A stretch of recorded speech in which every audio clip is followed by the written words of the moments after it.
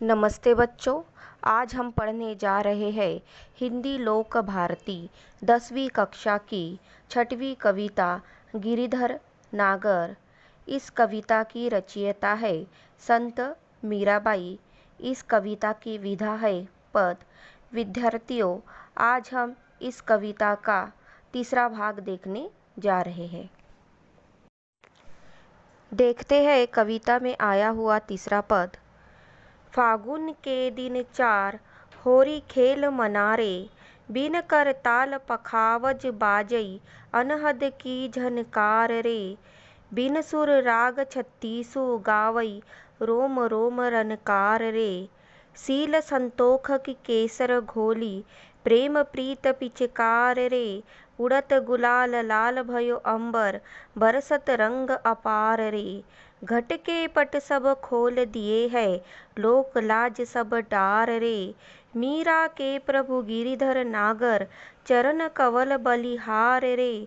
चरण कवल बलिहार रे। देखते हैं पहली पंक्ति। फागुन के दिन 4 होरी खेल मनारे। पंक्ति में आए हुए कठिन शब्द। फागुन एक माह का नाम, होरी अर्थात होली। विद्यार्थियों, फागुन एक महीना है। इस महीने में होली का त्यौहार आता है।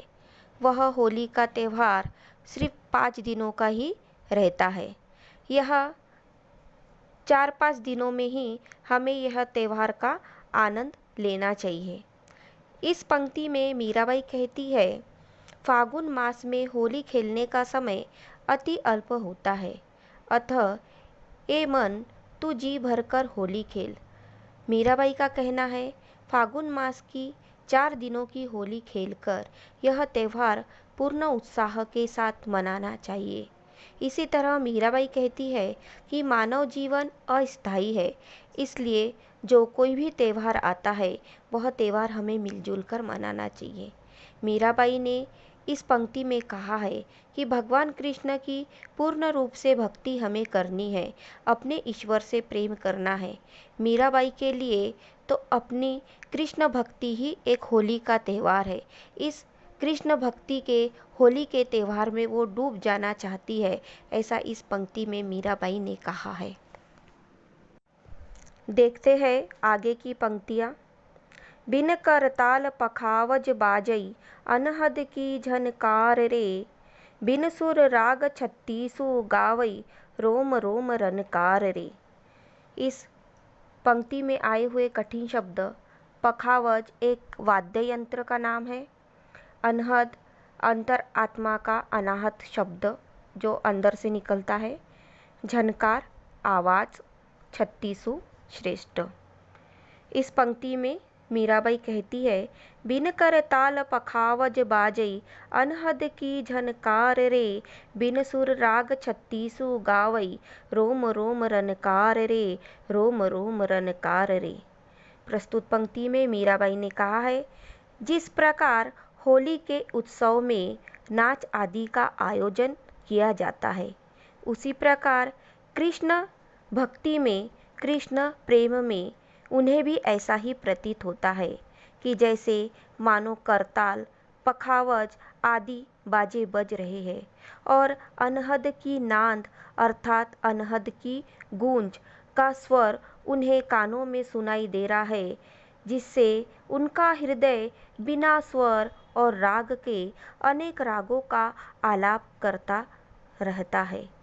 मीराबाई कहती है कि यह करताल, पखावज बाजे की आवाज़ उनके अंतर आत्मा से निकल रही है। होली का त्यौहार वह कृष्ण भक्ति के रूप से अपने अंतरात्मा से खेल रही है। इसीलिए मीराबाई कहती है कि उनका रोम रोम भगवान श्री कृष्ण की भक्ति में, उनके प्रेम में हरदम डूबा रहता है। उनके लिए तो श्री कृष्ण की भक्ति और श्री कृष्ण के लिए प्रेम ही उनके लिए होली का त्यौहार है, ऐसा इस पंक्ति में मीराबाई ने कहा है। विद्यार्थियों, देखते हैं इस पद की आगे की पंक्तियाँ।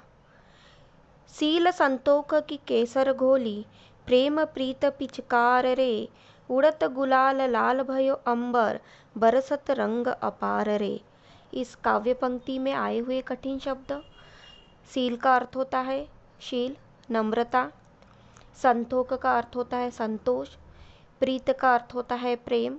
अपार का अर्थ होता है बहुत अधिक। विद्यार्थियों, इस काव्य पंक्ति में मीराबाई कहती है, शील संतोख की केसर घोली, प्रेम प्रीत पिचकार रे, उड़त गुलाल लाल भयो अंबर, बरसत रंग अपार रे, बरसत रंग अपार रे। मीराबाई कृष्ण भक्ति को ही अपनी होली का त्यौहार मानती है।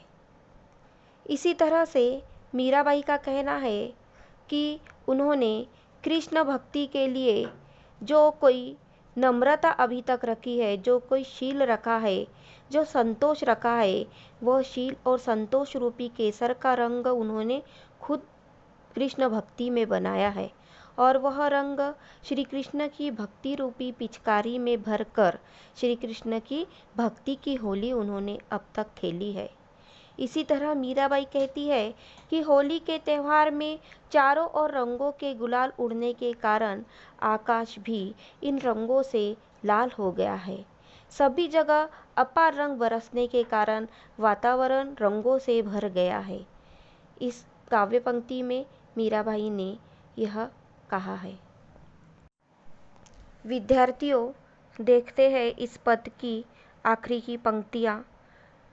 घट के पट सब खोल दिए है, लोक लाज सब डार रे, मीरा के प्रभु गिरिधर नागर, चरण कवल बलिहार रे। इस काव्य पंक्ति में आए हुए कठिन शब्द। घट अर्थात हृदय, पट अर्थात द्वार, लोक लाज का अर्थ होता है मान सम्मान, बलिहार का अर्थ होता है निछावर करना। इस काव्य पंक्ति में मीराबाई कहती है, घट के पट सब खोल दिए है, लोक लाज सब डार रे, मीरा के प्रभु गिरिधर नागर, चरण कवल बलिहार रे, चरण कवल बलिहार रे। मीराबाई ने इस काव्य पंक्ति में कहा है, अब कृष्ण भक्ति में उन्हें लोक लाज का कोई डर नहीं रहा है। वह कहती है, इसलिए उन्होंने अपने हृदय रूपी घर के दरवाजे खोल दिए हैं, अपने लोक लाज का त्याग कर दिया है। कृष्ण भक्ति में वो इस तरह से लीन हो गई है कि उन्हें लोगों की परवाह नहीं है कि लोग उनकी कृष्ण भक्ति से नाराज है। लोग लज्जा छोड़कर उन्होंने अपने हृदय के घर के दरवाजे खोल दिए हैं। अंत में मीराबाई कहती है कि उनके स्वामी एक ही है, जो गोवर्धन पर्वत को धारण करने वाले श्री कृष्ण है, वही उनके भगवान है।